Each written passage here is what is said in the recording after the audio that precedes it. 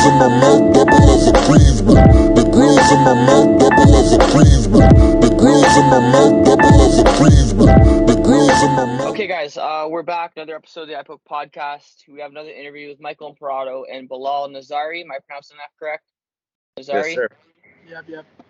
All right, for sure. So we have both these guys fighting on the first ever Front Row Fight Club card. Actually, this weekend. It's coming up quick. Brawl by the Falls 1, Niagara Falls, Canada, the Convention Center. So thanks for joining us, guys. So Michael, I'll start with you. You were supposed to originally fight on the original card when it happened back in December. I was talking to Gino Galapardes, another guy who's fighting on the card, and he went through his emotions, like what he was feeling and the disappointment he felt when the card was canceled back in December. I just want you to go over like what you felt, like what emotions you had, how did you find out, and like how that situation happened for you. Yeah, I know Gino really well, and I kind of saw a little bit of that interview. I mean, it is what it is. It's the fight game. There's all kinds of things. My last fight was supposed to happen in April. I got a cut on my eye in training that got canceled. So there's other things that pop up. This one's unfortunate, definitely because of COVID and stuff like that and restrictions. So it's kind of pretty shitty. But the worst part was, we're on weight, right? Everyone made weight, and then you're trying to figure out what's going on for the weigh-ins, and then that's kind of when everyone got the news broken to them, right? So I contacted the commission just trying to see where they were, and they're like, oh, did you guys hear yet? And then I didn't, and then that's when I hit up Chris and them, and I got the information. I know they were like knocking on doors in the hallway and finding stuff out. And at the time, I was pretty pissed, obviously because of the weight cut. Had I known the day before or something like that, would have been different. I wouldn't have cut the sauna weight, and I wouldn't really have cared too much. It was bummy, but it is what it is. Have you had any fights or were you supposed to have any fights between now and then? Because you haven't fought since, have you? No, since then, no. I was supposed to fight in April. I was supposed to fight out in Florida, and then I got a cut in my eye like about a week and a half before training. I ended up getting 9 stitches, but super easy going light, and a knee just touched my eye and blew up, and I had no choice but to pull out. So that was another shitty one, and it is what it is. So my last fight's going back over 2 years now, March of 2020. So. Yeah, your last was in the PFC, right? You got the submission, the rear naked first round win right there, right? Sure, yeah, over Mask. Yeah, that's gonna be So we'll go over to Bilal for a second here. So Bilal, this is your first pro fight, correct? Or if I'm not wrong. Yeah, I'm doing my pro debut on 25th June. Yeah, first pro fight. And so you recently, I was looking at, so you recently did the you recently got gold in the Nogi at Next Gen tournament, right? Yeah. So how has the training been? Like, what can you say has like the difference for your only white belt? What was the difference in training for, like, let's say event like the Next Gen in Niagara Falls to an actual pro fight like this? Like, obviously just point out some key differences to me, like the steps, like the training camp and the way you've been training. It's like MMA is like all-rounded game. You should prepare for everything. Before my ground game wasn't good too much. Because of this, I came here, trained with Mike. I learned a lot of stuff from him, and my ground game's not like 100% good, but it get improved rather than before that I was. But yeah, right now that experience was super good for me because after my last fight was also like maybe 2 years. After that, I never stepped in the cage or the wrestling mat or jiu-jitsu mat. It was a good experience.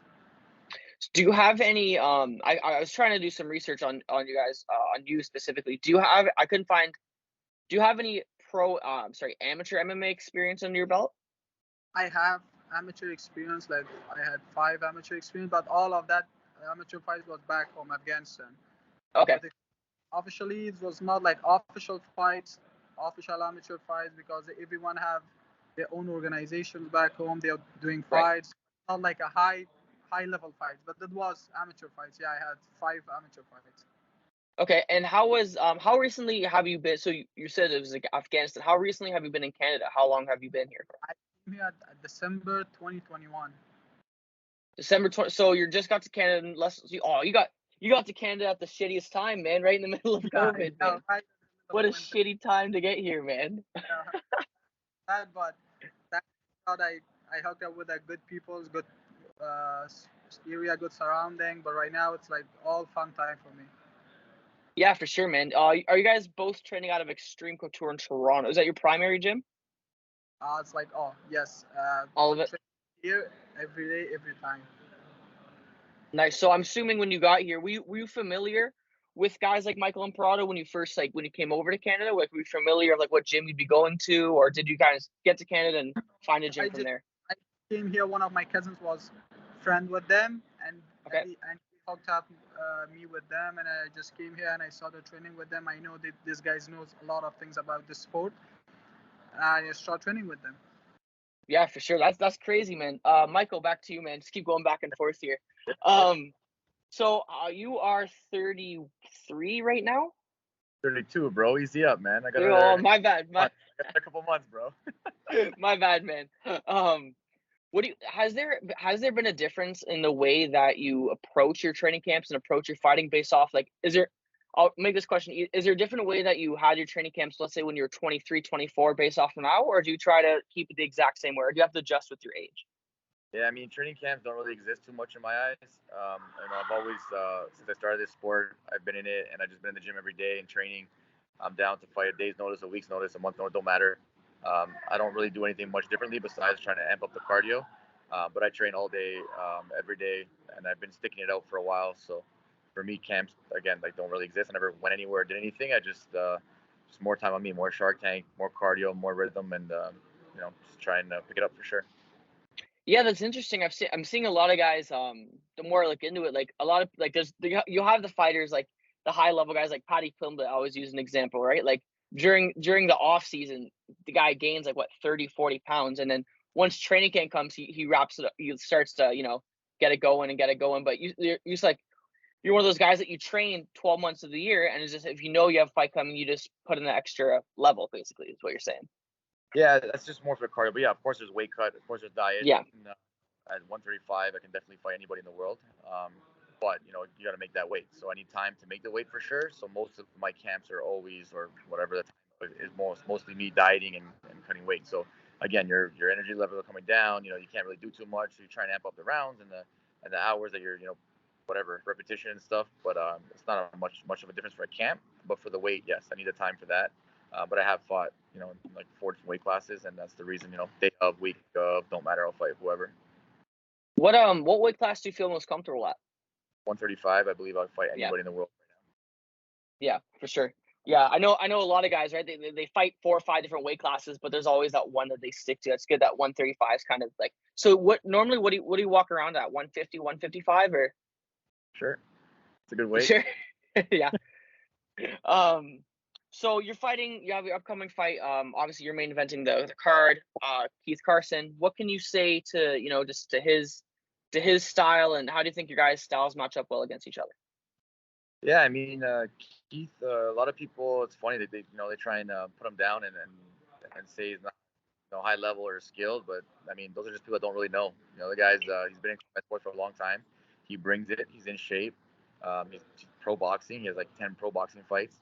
His MMA records back and forth. But again, everyone has their day, right? And he looks like a guy that's always in shape, always willing to take fights. So that's when you can build that shitty record. You're not on top of the game, or you don't have a strategy for someone that you plan for. So I mean, to him, he's real tough. He's real good. He moves forward, but so do I, right? So we're gonna clash. We're gonna see what happens. It is what it is. I'm definitely gonna come out on top, but it's gonna be a fun one for sure. Yeah, Bilal, we'll go back to you. Basically the same question that I just asked Michael. So you're fighting Corey Jacobs. So basically the exact same question. What do you see in Corey Jacobs' game? Is there anything specific, not to reveal too much, but if you want to answer this, is there anything specifically that you're training for him, or just basically like how do you guys think your styles match up against each other?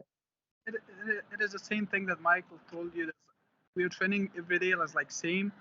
We're not have supposed to prepare for one specific person, to just wrestler or striker or something. We're training every day the same thing, wrestling, striking, everything, mix it up, everything. But he's also a tough dude. He's had some 6 amateur fights. He finished 2 with submissions or 3 with the decision. Good matchups, wrestler. He's doing wrestling, put people down and try to ground and pound. But I also have some wrestling backgrounds, like good matchup. Yeah, for sure. No, guys, listen, I'm excited for both you guys. Especially for you, Bilal. Like for both guys being for their pro debut, it's gonna be a great fight for both guys having their pro debut, and I wish you the best of luck, man. What do you? So obviously you said I kind of want to get into this more since you talked about it. I'm really interested. So you fought about 4 or 5 times Afghanistan. You said under the amateur level. Yep. What are some key differences to like? So I'm assuming you haven't fought in anywhere in North America yet, right? Correct? Right now, North America, just I had a jiu-jitsu Yeah. matches, not like MMA or Right. MMA fight is the first one that I'm doing at 25th June. Before, no MMA fights are there. Okay, for sure. So my question is going to be then. So what's the atmosphere like? So like you're saying for these amateur fights in Afghanistan, you said that there's a bunch of different promotions. I'm sure the sanctioning rules are completely different. The way they put on is a lot different than it is in North America. So what's the atmosphere like for a typical like amateur fight in Afghanistan? And the atmosphere is like they are pretending to make a fight inside like a gym, like a big gym. They put the same cage, same people, but different rules. That you cannot punch on the face when he's on the ground. But the gloves are bigger, like similar to boxing gloves.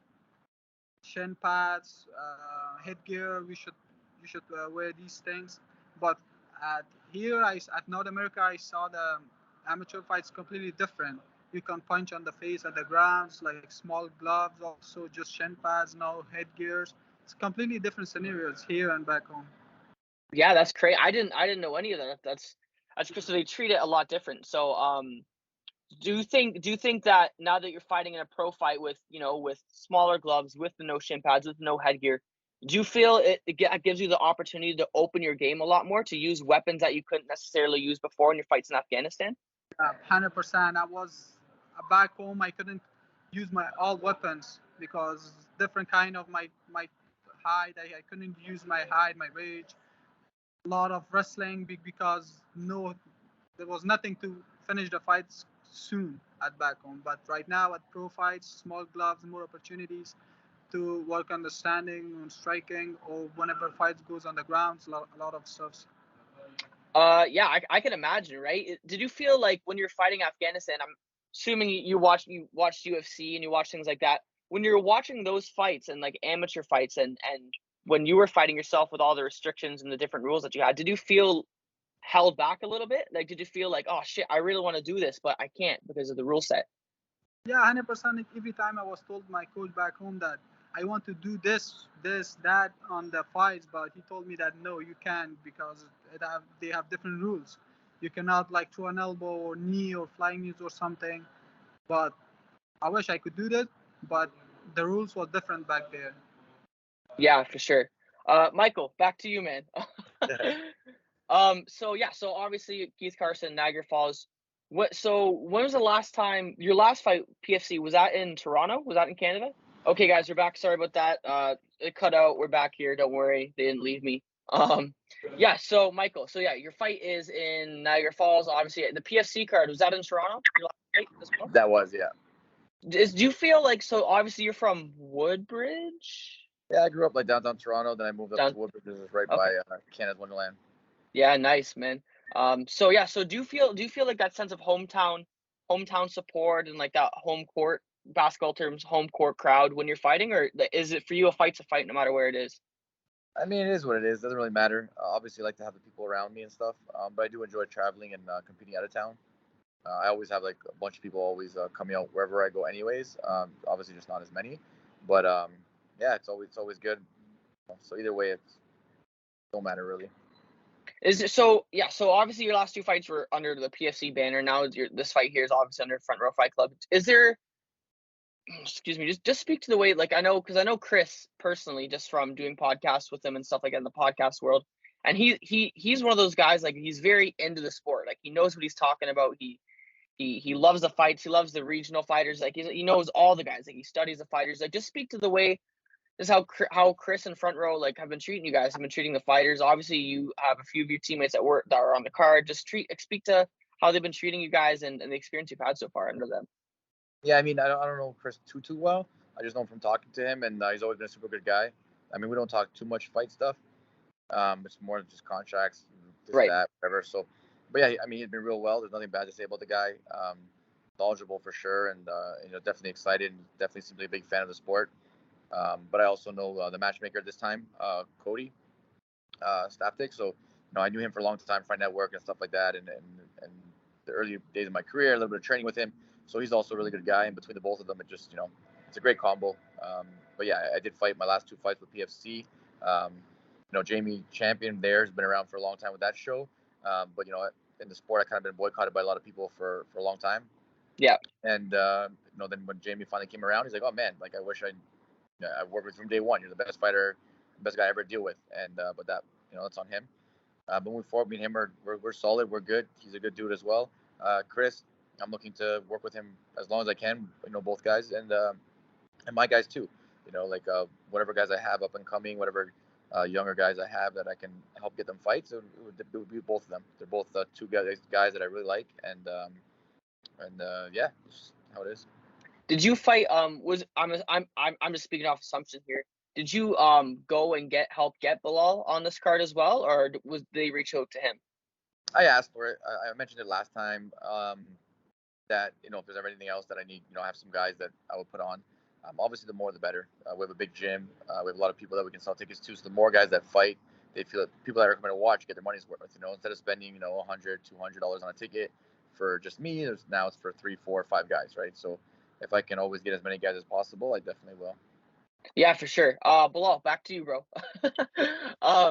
So yeah, obviously Michael just said he helped you get in this card. What do you have to say? Has Michael kind of been a mentor to you in terms of MMA wise? Like, I'm assuming he's helped you with training a lot. Just speak to like what Michael has done for you and helped you grow in your MMA game and stuff like that. Especially when I came here, I told you before, my ground game was like garbage. I didn't Yeah. have anything on my ground game.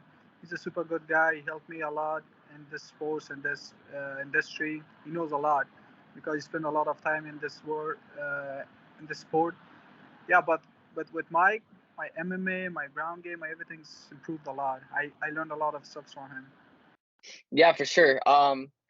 Yeah. So would you say when you first started, you said your ground game has improved a lot since you first started. Would you say that your striking is your go-to, or would you say you like to more go ground game, grappling? Like, what do you prefer doing the most? Like, what gives you the most fun? I told you before, like I'm a all-rounded fighter. It Yeah, doesn't matter when the fight is going to striking. I'm good at with the striking. When a fight is going to the ground, I'm also happy. Doesn't matter when the fight situation goes all the way. I'm happy all the way.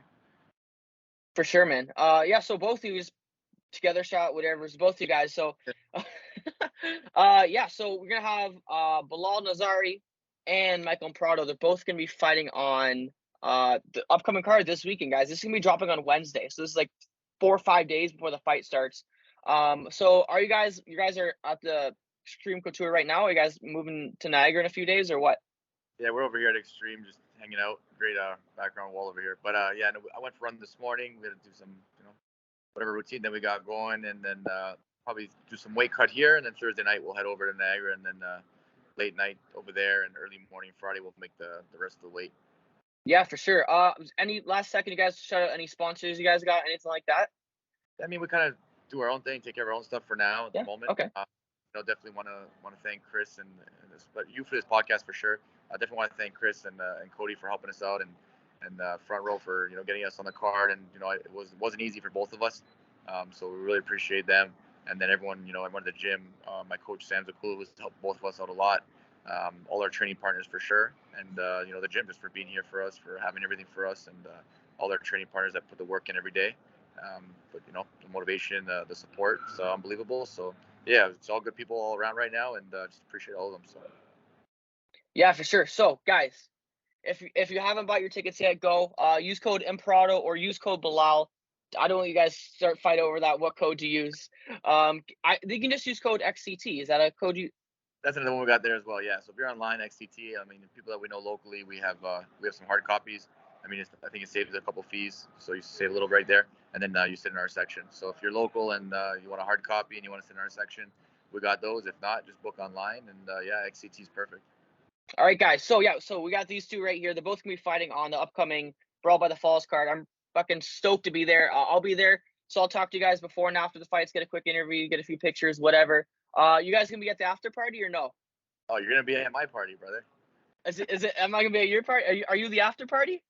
Oh, I'm always the party, bro. But no, over to I hit up Chris for that one, and I asked if they were doing one, and my plan was exactly what he has already. So two great minds think alike. But yeah, he's going to Club 7, and we're gonna join him over there. So be Yeah.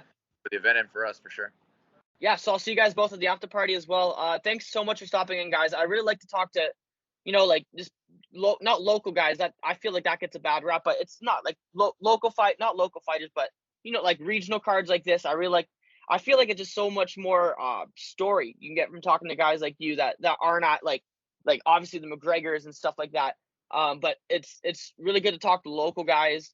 Not guys that have 8 million wins and have are super high level. They're hard to get in contact. I really like hearing like stories and how Bilal, especially, man, that's great. I didn't know. I wasn't really that familiar. I tried to do some research, but it's really good that I feel like a lot of people now, especially, are going to be able to know your story from listening to this podcast. And I wish the best for both of you guys. Hope both of you guys get the dub, man. I'll see you guys on Saturday. Yeah, just to top it off real quick, but yeah, we also have Marco Collardi. He moved here, so he's Italian, so he's out from Rome and stuff. He's out here, and we had Vlad who was supposed to fight on the card and just had some issues, some health problems at the end. But he's for a young kid from Ukraine, so both these kids moved out here with no family, with nobody, and they started busting their ass and in the gym every day. So moving forward, they definitely will be the Conor McGregors one day. But this Yeah, is for sure. and I'm glad you guys are all part of it. I'm glad you guys get to witness it, and I'm happy to be part of it for them too. So moving forward, definitely be great, and we'll see you on the weekend. Yeah, for sure, guys. Thanks for so much talking to me, guys.